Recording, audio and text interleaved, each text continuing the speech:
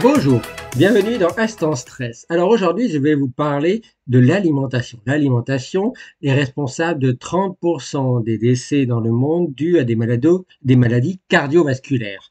Eh bien, vous avez déjà parlé dans un précédent Instant Stress du fameux Nutri-Score. C'est un score en nutrition, en alimentation, que les industriels ont du mal à l'appliquer puisqu'il n'est pas obligatoire, y compris en Europe. Il est en train de se développer beaucoup d'ailleurs en Europe, ce Nutri-Score. Il a été développé par un chercheur français, un professeur en nutrition qui a un laboratoire à Paris qui s'appelle Serge Herberg. Eh bien, il y a une grande lutte européenne pour savoir si le Nutri-Score doit être obligatoire ou non. Il devrait, mais les industriels font du lobbying, puisqu'évidemment, il y a un code couleur qui fait que si votre aliment, votre produit est plus dans le A, dans le vert, c'est bon c'est pas dangereux pour la santé, c'est plutôt bien d'en manger. Si évidemment il vire vers le orange, le rouge et même peut-être plus, eh bien là, il est trop gras, trop sucré, trop salé. Et donc ça arrange pas les industriels de mettre ce Nutri-Score dans des produits dont on ne veut pas vous montrer le score. Eh bien, il y a une nouvelle étude qui vient de sortir, y compris par différents laboratoires, le CRES RN à Paris, qui regroupe une collaboration INSERM, INRA, le CNAM, Université Paris-Sorbonne, Paris-Nord et Université Paris-Cité, et dont à l'intérieur de cette collaboration, vous avez Serge Herberg sur le Nutri-Score. C'est une grande étude sur les humains, sur 345 000 personnes, plus de 345 000 personnes, avec un suivi dans 7 pays d'Europe sur 12 ans. Bon, vous voyez, c'est un grand suivi pour voir l'impact du Nutri-Score sur la santé.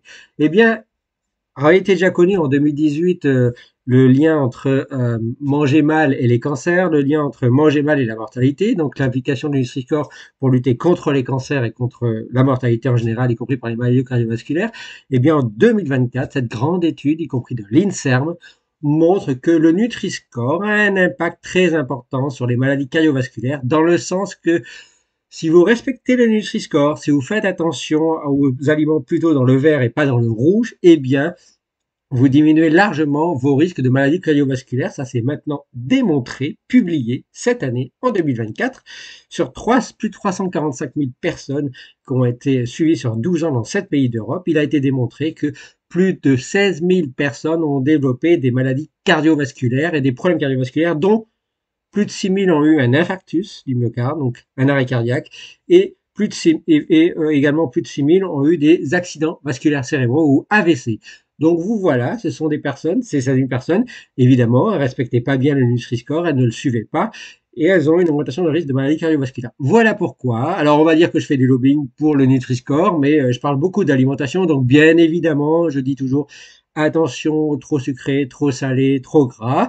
Je suis pas contre l'industriel, mais je pense que les industriels ont de quoi pouvoir changer leurs produits et de respecter, j'espère un jour, le Nutri-Score pour le bien-être de leurs clients, puisque s'ils ont beaucoup de clients qui sont en bonne santé, ils leur achèteront de plus en plus de produits. Donc, l'économie se tiendra mieux pour ces industriels. Ils devraient y penser sur le long terme plutôt que de penser sur le court terme.